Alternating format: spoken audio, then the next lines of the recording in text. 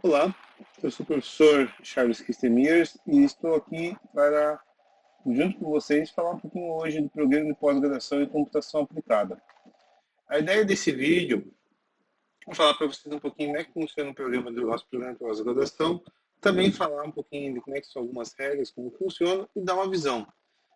Eu sou o coordenador nesse momento do programa, meu subcoordenador é o professor Marcelo da Silva Ronson, foi o primeiro coordenador do programa também, e nós somos uma equipe. Então, nesse momento, eu estou como coordenador, mas muito provavelmente, durante a vida acadêmica de vocês, a gente vai trocando de coordenador. Bem, nesse sentido, uma coisa que vem à nossa cabeça é qual a importância disso que a gente está fazendo agora, por que a gente está fazendo um mestrado, o que isso é diferente. Vocês já ouvem tanto falar de uma carência de profissionais de mercado. Sim, nós temos uma carência de profissionais de mercado bem grande. Essa carência é principalmente motivada pela falta de profissionais na área de TI, e isso faz que haja uma demanda muito grande por pessoas que tenham conhecimentos na área. Mas, pessoal, vocês têm que ser um pouquinho espertos também. Por quê? Hoje em dia a gente tem uma demanda muito grande de profissionais, e essa demanda de profissionais hoje já começa a ficar um pouquinho direcionada. Como assim direcionado? Né? A gente tem áreas bem específicas, né? Por exemplo, procura por cientistas de dados, desenvolvedores .NET, que é a plataforma específica, DevOps, né? Web Developers, se a gente for olhar aqui, a gente vai vendo que tem vários programas. E aí o que a gente começa a perceber? Que algumas dessas áreas são bem grandes, mas essas áreas não existiam alguns anos atrás. Então, muitas profissões, elas estão por vir, elas estão por surgir aqui. Então, nesse sentido, a gente percebe que, conforme as suas habilidades, profissões que a gente vai precisar nos próximos anos, pode ser que essas carreiras ainda não existam e a gente precisa desenvolver. E aí que vem uma diferença muito grande. Nós temos que a gente tem os profissionais divididos basicamente em dois tipos, que são os profissionais de quantidade. Basicamente, que são os programadores que vão ser substituídos por inteligência artificial. Eu costumo brincar dizer que isso aqui são os motoristas de Uber. Tá? Hoje a gente tem um monte de gente que é motorista de Uber, dá para ganhar o dinheirinho, o pessoal faz o feijão com arroz com o programador, mas como eles não fazem nada complexo, logo que a gente tem as inteligências artificiais sendo aprimoradas, vão ser substituídos. Assim como a gente prevê que nos próximos 20, 30 anos, muitos carros serão substituídos por veículos autônomos. Então, o pessoal não precisa de programador básico. Então, o que a gente precisa, na verdade, pessoas extremamente especialistas. Não, porque não tem como se especializar em algo que não surgiu ainda. Então, o que a gente precisa são pessoas que são generalistas adaptáveis, que basicamente são o quê?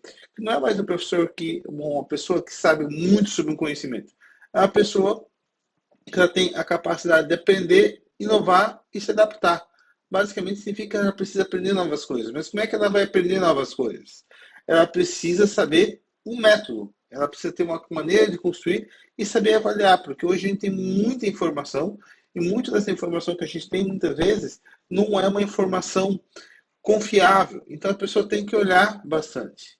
E como a gente costuma dizer muitas vezes também, nada como uma pandemia para mudar a visão das pessoas, as vagas de TI perceberam que muitas pessoas podem trabalhar de maneira remota e elas podem trabalhar também por demanda. E nesse contexto, a internacionalização ela surge muito forte. E aí eu digo para vocês mais uma coisa.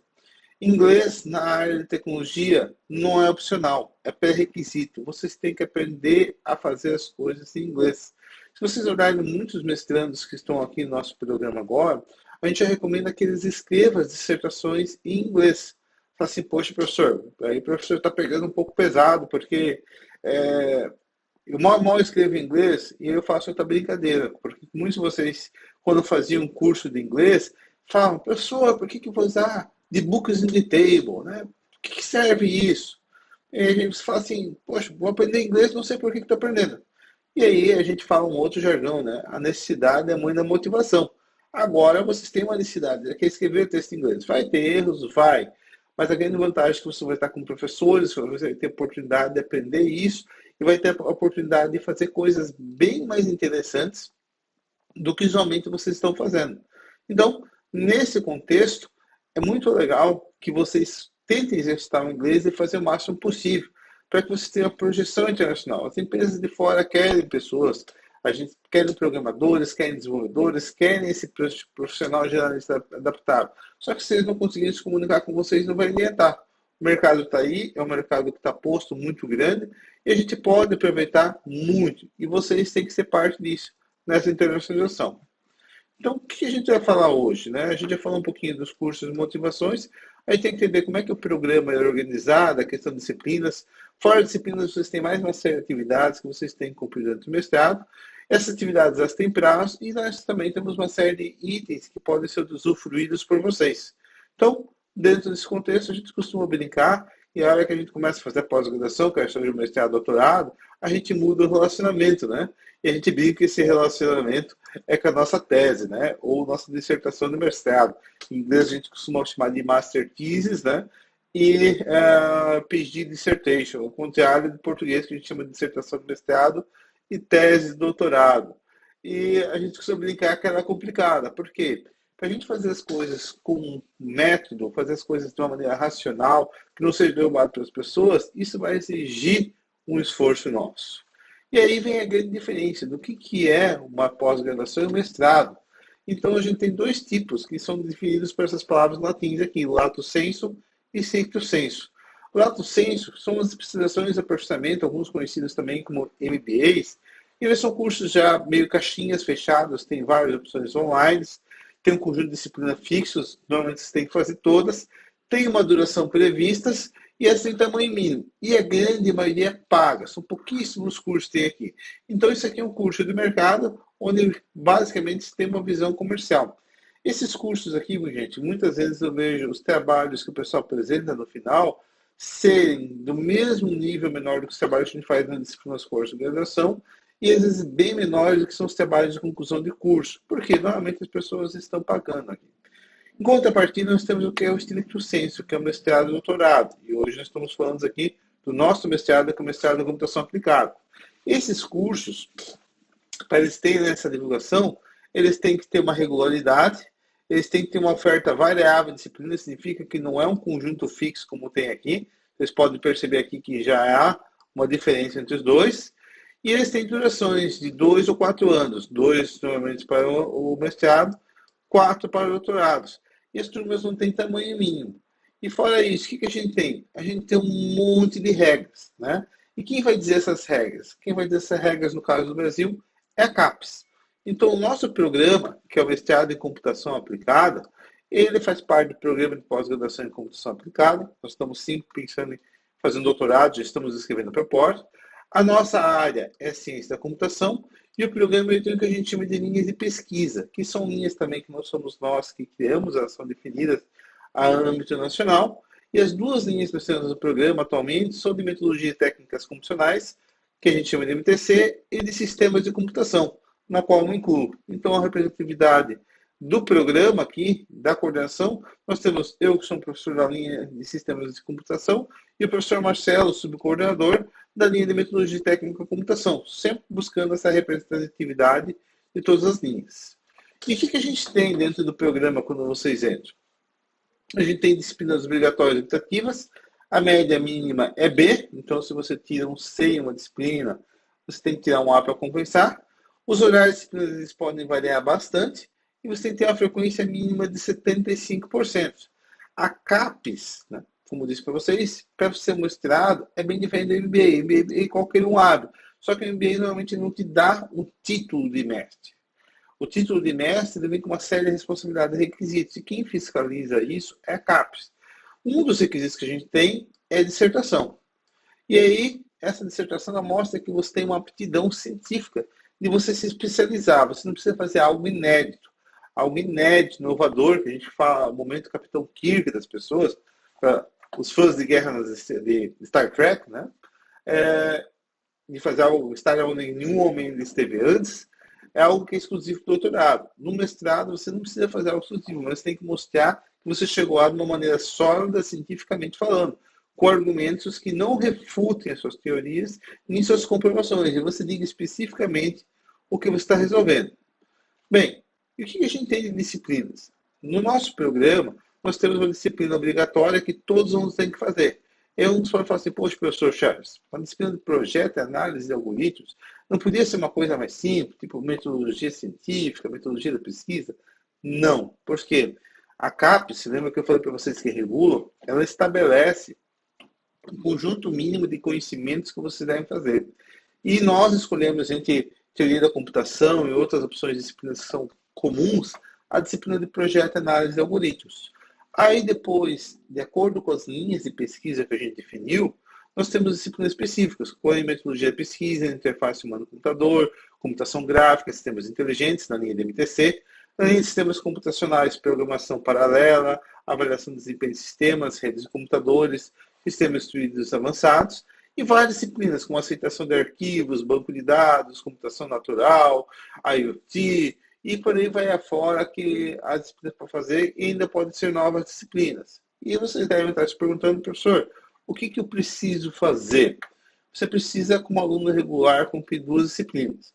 E aqui vem a coisa importante, né? Alguns alunos aqui podem ser alunos especiais. E o que significa aluno especial? Alguém que não entrou normalmente no plano está fazendo uma disciplina avulsa. Para quem está fazendo disciplina especial, não existem muitos prazos, não existe um pré-requisito de disciplina que tem que fazer. Mas quem entrou como aluno regular é que nem aquele filme O Chamado. Só que no Chamado ele fala 1 semana, né?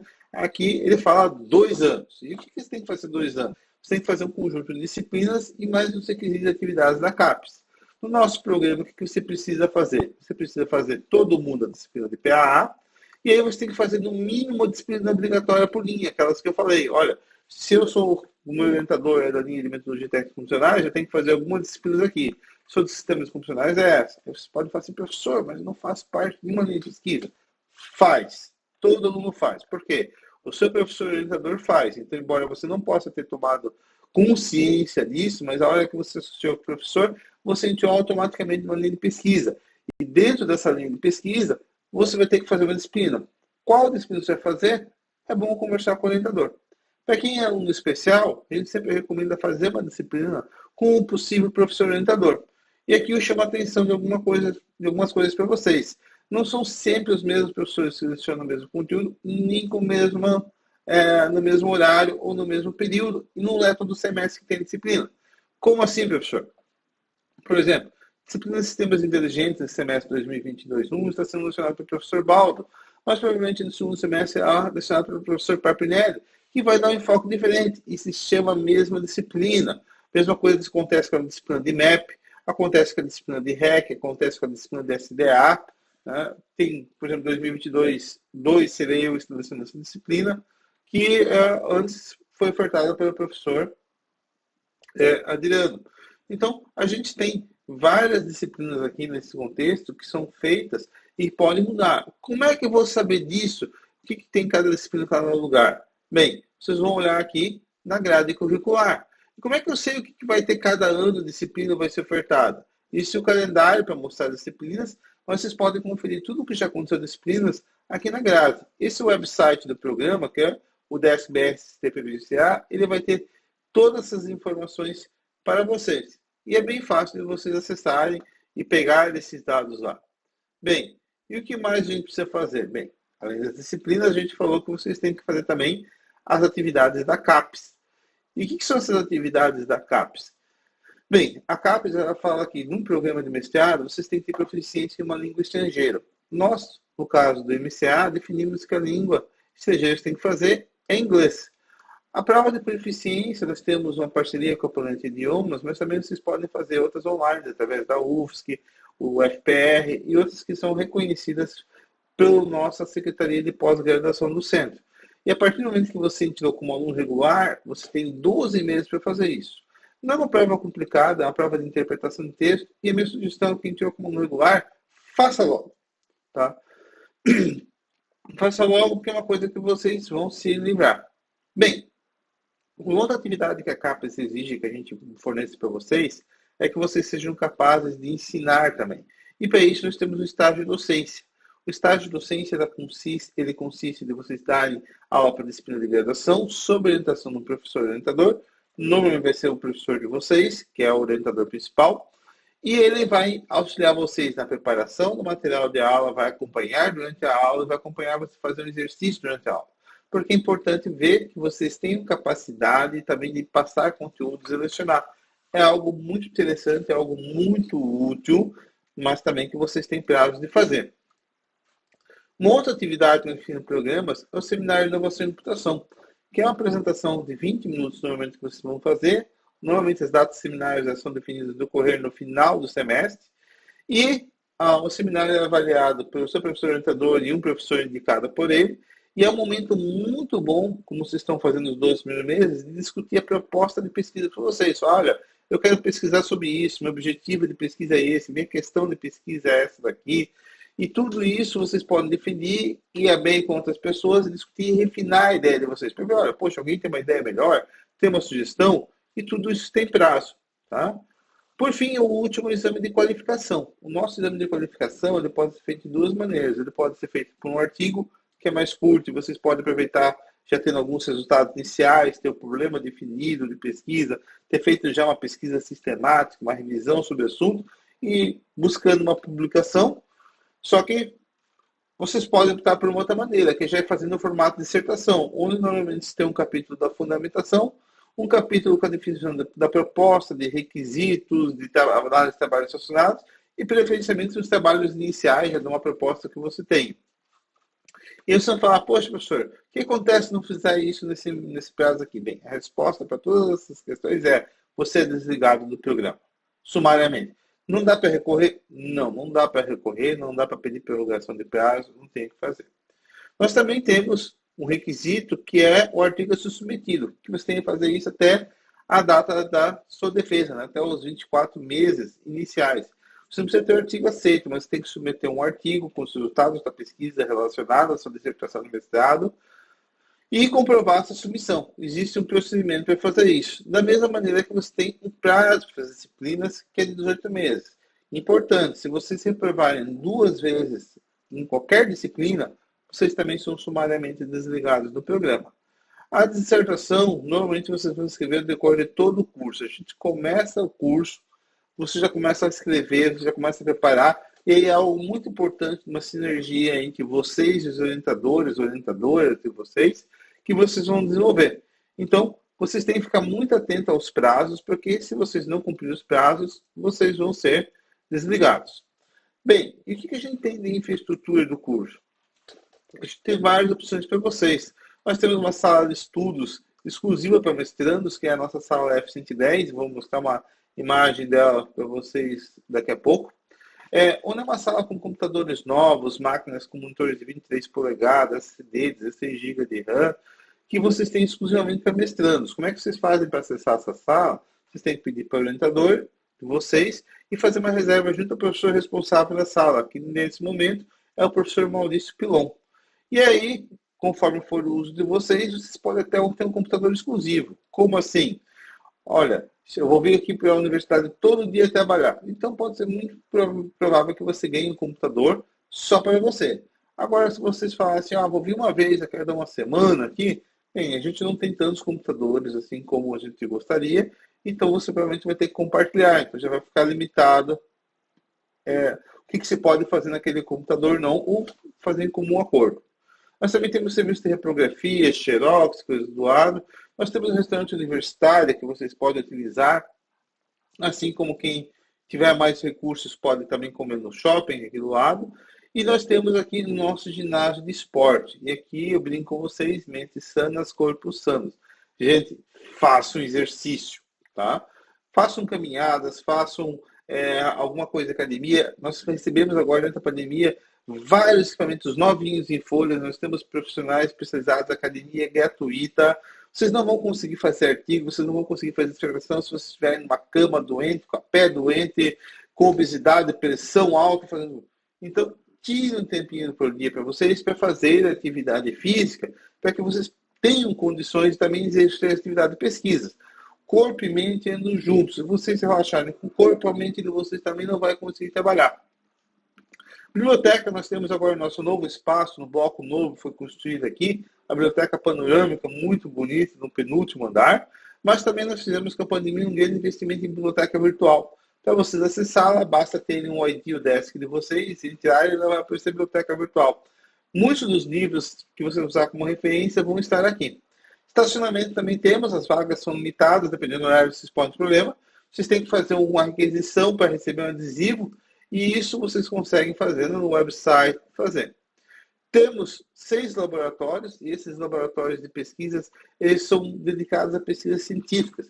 Lá vocês podem ter tanto mestrandos como alunos de graduação, e até os próprios professores atuando, Esses laboratórios, normalmente, eles estão vinculados a grupos que coordenam e dizem atividades. Então, aqui a gente tem algumas imagens. Aqui um laboratório que é o LARVA, Laboratório de Realidade Virtual e Aplicada, coordenado com um dos professores, o professor Marcelo, o professor André, onde vocês veem alguns recursos. Aqui nós temos a nossa nuvem computacional, que é coordenada pelo professor Guilherme, junto com o professor Maurício e eu, onde nós temos a nuvem computacional, que permite fazer vários experimentos de virtualização, também temos algumas coisas de monitoramento térmico e IoT aqui dentro, e assim a gente tem vários outros, né? Temos essa própria sala que a gente está tendo aula aqui. Aqui nós temos a sala que podem ficar também alunos e mestrandos. Aqui estão os computadores antigos, mas a gente já tem computadores mais novos aqui para vocês, a foto é de um pouquinho antes da pandemia. E nós temos um corpo docente, como vocês podem perceber, bem diversificado, com universidades ao redor do mundo, das principais universidades brasileiras, né? Nós temos o Unicamp, o UFSC, USP, né? O TFPR, nós temos Inglaterra, nós temos França, né? Nós temos vários lugares do mundo, e nós temos nosso professor mais recente que a gente viu aqui, que é o professor Yuri. Então vocês podem conversar, esses quadros, cada professor fazem parte de uma linha de pesquisa, e vocês podem achar mais informações sobre eles no nosso website. Esses professores todos estão organizados em alguns desses grupos de pesquisas, como o BDS, que é nosso grupo de banco de dados, engenheiro de software, o professor Baldo está aqui, o COCA, que é o grupo de computação cognitiva aplicada, que também tem o LabCom, um laboratório com parceria com empresas privadas, que tem oferecido bolsas diferenciadas e pesquisas aplicadas bem legal, que está feito pelo professor Papinelli. O GPIE, que é o grupo de pesquisa em informática e educação, com a professora Vanilda, com a professora Isabela, que estão aqui. O LARVA, que eu já comentei com vocês, do professor Marcelo, em que a gente mostrou as imagens. Professor André, professor Rosso. O GRADES, que é o grupo de redes de aplicações instruídas, né? Eu, a professora Janine, o professor Adriano, o professor Maurício, o professor Obeledo, o professor Guilherme. O LAPS, que é do processamento de imagens sinais, também temos aí o professor André nesse aqui. E o LAB P2D, que é um laboratório específico, né? Onde a gente tem vários alunos, que é coordenado pelo professor Guilherme, pelo professor Maurício e por mim. Então, nós temos vários laboratórios. E como é que isso funciona? A gente tem várias legislações. E uma coisa como aluno de graduação que você tem que aprender, gente, é ler legislação também. Isso faz parte do aprendizado. Então, se vocês forem olhar a legislação lá, vocês vão ver que tudo começa com o regimento geral da pós-graduação, que é a resolução 03 de 2014. E vocês vão perguntar, Charles, o que esse monte de número tem do lado? Bem, significa que isso aqui foi mudado. Então, teve alguma coisa aqui que foi mudada em 2016, algumas coisas foram mudadas em 2017, coisas foram mudadas em 2019, 2020, não duvido que em 2022 não surjam novas mudanças aqui. Significa que o regimento ele vai sendo alterado. Então, ali que vai dizer como é que funciona a pós-graduação em toda a UDESC. Cada programa de pós-graduação, como o nosso programa de pós-graduação em computação aplicada, ele faz, então, um recurso, né, que ele define, olha, suas linhas de pesquisas e algumas diminuições. E o nosso, que faz isso, é um programa que foi aprovado no plano de curso em 2020. Né? Então, a gente teve uma grande reforma que foi conduzida na gestão do professor Guilherme, e é o modelo que nós temos hoje, que define essas duas linhas de pesquisa. Antes tínhamos mais linhas de pesquisas, tínhamos critérios diferentes. Então, todas essas resoluções internas já estão disponíveis aqui na legislação. E é algo que vocês, alunos da graduação, têm que aprender a olhar. Uma coisa que vocês têm que aprender, gente, é ter o IVP, é o Índice de Viração Própria. Vocês são alunos agora de mestrado, vocês não são alunos do segundo grau, né? Tia, o tio lá pegava na mão e falava, minha filha, senta aqui, vamos ver junto com vocês. Vocês têm que ter capacidade de se virar, gente. Isso é uma capacidade de mestrado. Isso significa que vocês vão olhar, olha, tá lá no site. Se vocês vierem fazer pergunta básica, uma parte das pessoas vão falar assim, olha, tá no site. Ela fala assim, como assim tá no site? E vocês sabem, olha, tem que precisar de legislação. Vocês têm que entrar aqui, gastar um tempinho e saber que vocês têm que olhar. Vocês são obrigados e têm a obrigação de cumprir a legislação atual. Bem, muitos dos recursos que a gente tem no programa, às vezes são oriundos das agências de fomento. Então, por exemplo, o LAB P2D, o LARVA, ou até mesmo os outros laboratórios que a gente tem aqui, às vezes ganham recursos da FAPESC ou recursos da CAPES. Em si, alguns vão ganhar bolsas de pesquisa. Então, quando vocês fizerem qualquer recurso ou usam um laboratório que tem recursos, vocês têm a obrigação de fazer a citação das agências de fomento. Isso é nos artigos, na dissertação, em banner. Quando vocês fazem a apresentação, vocês sempre vão colocar lá, olha, esse aqui foi feito com isso. Então, tem alguns modelos prontos. O orientador de vocês sabe, importante, não publicar sem fazer agradecimento de fomento, caso vocês tenham utilizado recursos. Isso afeta diretamente a gente conseguir novos recursos e também uma violação do nosso contrato com essas agências de informantes de fazer essa informação. Então, pedimos encarecidamente que vocês não esqueçam disso. Nós temos dinheiros que é do edital PROAP, agora ficou muito mais prático, um cartão de crédito que é gerenciado pelo coordenador do programa, vulgo eu, onde eu consigo liberar inscrições para pagar vocês em eventos nacionais e internacionais. No caso de viagens nacionais, a gente até pode ter recursos para vocês viajarem, pagar hospedagem, estadia, por todo o Brasil. A gente ainda, infelizmente, não consegue mandar vocês para o exterior. Gostaria muito. Mas se tiver eventos internacionais, vocês têm direito a uma publicação na vida acadêmica com todos os recursos pagos pela universidade. Se houver recursos, eventualmente do PROAP, a gente às vezes consegue mais, mas vai depender da disponibilidade de recursos. Certo? E isso nos leva a uma próxima questão, que é o Lattes, o currículo Lattes. Para vocês entrarem como aluno regular, vocês precisaram colocar a versão do Lattes. Mas agora vocês precisam atualizar. A partir do momento que vocês forem aceitos no programa, você tem que vincular o grupo de pesquisa. Qual o grupo? Como disse para vocês, o grupo do coordenador de vocês. O coordenador provavelmente deve ter um projeto de pesquisa. Vocês têm que dizer, olha, eu faço parte desse projeto de pesquisa. E todo artigo, produto tecnológico, tipo software, apresentação, uma patente que você fez, lancem aqui. Nós somos avaliados por esse currículo e é importante se manter atualizados. E a obrigação da atualização do currículo é de vocês, não é do orientador. Então, tenham isso e mantenham sempre atualizado. Aqui eu dou uma dica bem simples. Não procrastine. Né? Procrastinar é aquele ato de postergar até não querer mais. Por quê? Depois vocês não vão lembrar. Poxa, qual foi o artigo que eu apresentei um ano atrás? O que eu apresentei há 3 semanas? Vocês não vão lembrar. Então, nesse contexto, fez alguma coisa e já vai lá, lança no Lattes, atualiza ele e você não vai esquecer e vai poder fazer isso de uma maneira mais tranquila. Bem, onde é que a gente encontra mais informações? Vocês podem encontrar mais informações no website do PPGCA. Então, o website do PPGCA, ele é bem simples de vocês encontrarem. E a gente... deixa eu só compartilhar com vocês, né? Aqui vocês conseguem ver a página do programa. Então, é bem simples de olhar e vocês conseguem achar todas as informações que vocês querem aqui dentro do website do programa.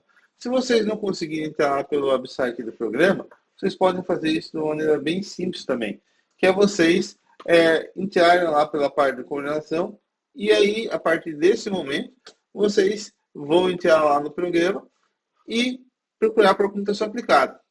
Nós temos 2 tipos de secretaria. Nós temos a secretaria de pós-graduação do PPGCA e nós temos a secretaria de pós-graduação do centro. E elas têm funções diferentes. Então, a Tânia, que é a nossa secretária do programa de pós-graduação de computação aplicada, ela vai ajudar com vocês com uma coisa. Mas, por exemplo, validação de disciplina e várias outras coisas, vai ser na secretaria da pós. Então, aqui é importante que vocês entrem em contato e verifiquem antes. Só que vocês vão chegar e falar, conversa comigo, não que é a Suzélia, ou alguém da equipe que hoje é nossa coordenadora, secretaria de pós-graduação, ela vai falar, você já olhou no website? Então, entre no website que procure. Então, para fazer validação, tem calendário, tem formulário específico para fazer, e vocês podem conversar junto com o orientador para verificar como funciona. Para vocês terem uma ideia, esse aqui é o calendário acadêmico de pós-graduação, que é um pouquinho diferente do calendário da graduação. Então, como disse para vocês, se vocês olharem aqui do dia 18 de abril a 31 de maio, é a data para vocês solicitar validação de disciplinas. Por quê? Vai aparecer um formulário do SIGA e isso fica disponível. Esse formulário do SIGA vai gerar uma entrada no nosso sistema interno, que é o SGPE, que vai ser encaminhado e vai disparar todo o processo. Então, tem coisas bem simples, vamos falar aqui. Assim como coisas que vocês podem notar aqui, olha, quando é que vai ser a matrícula em julho? Vou viajar. Aí você resolve fazer aquele acampamento no meio do mato, não pega esse nosso celular e fala assim, meu Deus, esqueci de fazer a matrícula. O que acontece se você fazer a matrícula? Desligado do programa. Tá? Então, você já tem as datas aqui, eu estou projetando aqui só até julho, a gente já tem a data até o final de dezembro. Vocês podem acessar o calendário completo aqui no calendário acadêmico, no qual tem todas as informações lá, e volta e meia consulta, porque eventualmente a gente pode ter mudanças para o segundo semestre, em função de como é que vai continuar a pandemia ou não. Né? Então, nesse sentido, é importante vocês olharem aqui. Aqui a gente tem datas também de reuniões de fóruns e outras informações úteis para vocês do programa. Se você quiser continuar trabalhando no programa, sim, você pode continuar trabalhando. A gente não pede para entrar no mestrado que você deixe de trabalhar, mas se você quiser ficar só estudando, a gente tem algumas bolsas, né? Então, a gente tem bolsas da CAPES, nós temos bolsas da FAPESC, nós temos de bolsas de empresas com duração de 24 meses, e dá para fazer o programa sempre trabalhando. Eu acho que a maior parte dos nossos alunos hoje, eles trabalham nas empresas da região. Muitos acabam optando pela forma de fazer uma parte das matérias como aluno especial, e depois entrar só para cursar uma ou duas matérias no máximo e escrever dissertação. Porque, como vocês perceberam, tem um monte de requisitos. Cursar as matérias e escrever dissertação pode ser um pouco mais penoso para quem está com uma carga de trabalho grande. E o que a gente tem de bolsas disponíveis? Nós temos ainda 4 bolsas de R$ 1.500 e uma bolsa de R$ 1.800. Algumas dessas bolsas, elas permitem que vocês trabalhem como professor em escolas reconhecidas pelo Ministério da Educação. Olha, vou trabalhar como professor no 2º grau, em escola municipal, vou trabalhar como professor ali para uma faculdade que eu quero que eu dê aula. Então, tudo isso vocês podem fazer com alguma dessas bolsas aqui. Mas vocês não podem continuar trabalhando numa empresa e receber as bolsas. A gente tem edital específico para a seleção de cada uma dessas bolsas. E essas bolsas elas são livres de imposto de renda para vocês trabalharem. Todas as emendas, disciplinas, como disse para vocês, são vistas na grade curricular e cada grade ela muda. Então, matérias tem no semestre, não pode ter no outro. Então, você tem que ficar olhando. Pelo calendário acadêmico, né? A gente pode olhar aqui e aí a gente tem aqui prazo, por exemplo, olha, prazo final para cadastro de disciplinas para novas para o semestre 2022-2. Então, aqui no mês de maio, vocês já vão saber quais são as disciplinas que vai ter no segundo semestre. Algumas informações de experiência da Secretaria do PVG-CEAP, nós temos a Tânia, né? A nossa super simpática e super experiente secretária que nós temos do programa. Ela tem um horário de atendimento das 7h30 às 11h, do meio-dia às 14h.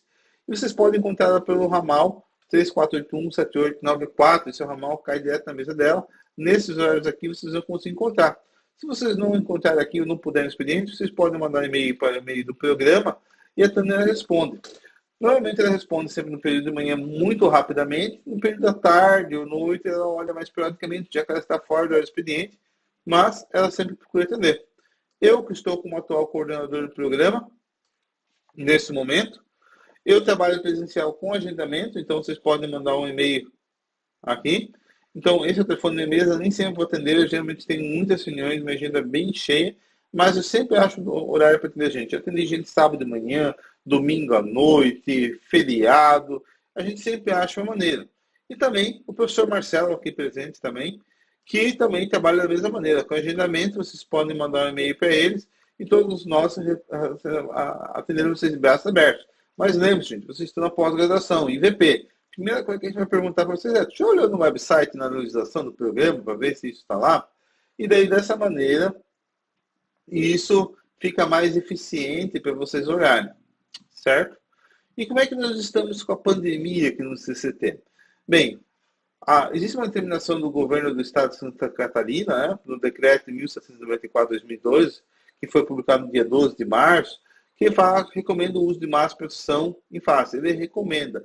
Mas nesse decreto ele fala que cada lugar pode instituir seus critérios mais rígidos, não pode fazer menos rígidos. Então, com base nisso, a resolução do Consul, que é o Conselho Universitário ODESC, que é o conselho nível mais alto tem, ela fez essa resolução que é 20/2022, que ela fala o seguinte, que todo mundo tem que ter vacinação contra a Covid, né? Então, antes para a pessoa poder participar presencial, tem que ter um ciclo vacinal. Alguns de vocês, por qualidade, pode ser que só tenha a primeira dose, mas vocês têm que fazer o upload no sistema acadêmico, que é o SIGA, desses comprovantes. Os professores vão verificar. Quem não tiver comprovante lá, não vai poder assistir à aula até fazer isso. Então, a partir do dia 4 já é cobrado. E aí, gente, muito importante. Quem não tiver feito upload do comprovante, até o dia 11 de abril, vai ter sua matrícula trancada. Tá? Então, até o dia 4, só entra na sala nisso. Nesse meio tempo, se você não fizer upload, você não vai poder entrar na sala de aula. E se você não fizer isso, você não vai poder, mesmo que complete depois, não vai poder fazer. E aí a gente tem uma resolução mais recente, que agora é do dia 30 de março, que é o Conselho do CCT. A UDESC internamente ela definiu que cada centro vai fazer suas políticas. E essa resolução aprovada, a partir do dia 4 de abril, ela definiu o quê? que para você estar dentro do desk, será obrigatório o uso de máscara, todos os requisitos atenderem os seguintes. E um dos itens aqui é o uso de máscara de proteção individual. Então, em sala de aula, é espaço individual. Corredor, a gente não consegue manter, que tem muita gente passando em saída, tem que usar máscara, certo? Então, isso só vai ser liberado nos momentos. Também se recomenda o uso de álcool em gel para garantir as mãos. A gente tem alguns álcool em gel, mas recomenda-se fortemente que se traga. E tragam máscaras reservas também. Nesse contexto, é muito importante a colaboração de todos vocês para que a gente possa fazer com que a pandemia suma, né? A gente consiga reduzir drasticamente e a gente possa voltar ao novo normal, onde a gente ainda vai tomar alguns cuidados de higiene sanitária para um bom tempo, mas não, quem sabe possamos durante o semestre até ter esse uso de máscaras abolido. Mas nesse momento, gente, é obrigatório. E aí, para quem tem dúvida de como usar máscara, a gente chamou o nosso mascote. Vocês viram aqui que nós temos vários mascotes no campus. Esse aqui não são nossos mascotes porque eu não consegui pegá-los. Então, eu parti para a internet uma imagem do domínio público para usar.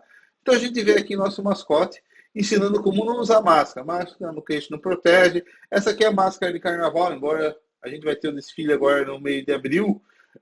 A gente não está no carnaval, a gente está combatendo a pandemia, assim também não funciona. E aqui está a máscara, né? Máscara certinha cobrindo. Então, deixando claro, né? Que a máscara abaixo do nariz não é usar máscara, né? Máscara deixando o queixo à mostra, a pessoa fala, abre a boca e pega fala, também não é máscara, tá? A gente não deve puxar isso aqui para baixo, que isso aqui dá uma contaminação para vocês. Também não colocar as mãos nas máscaras, que se tiver alguma coisa aqui que vai pegar e vocês vão passar, tá? Não usar máscara na nariz mais, porque vai ter ar para usado e não vai proteger nada. E se a máscara ficar úmida, troquem. Então, por isso é bom ter a máscara reserva. Então, para vocês saberem aqui que é certo, né? Use a máscara cobrindo sempre o nariz e o queixo, né? Ajuste para que não haja entre as laterais. A gente costuma dizer que a máscara é um ato de altruísmo. Você faz ela para proteger em parte você, se você estiver usando uma máscara dessas melhores, tipo KN95, mas se você estiver usando uma máscara de pano, é um ato que protege o seu colega. Então, a mesma maneira que eu protejo você usando uma máscara, outra pessoa tem que me proteger.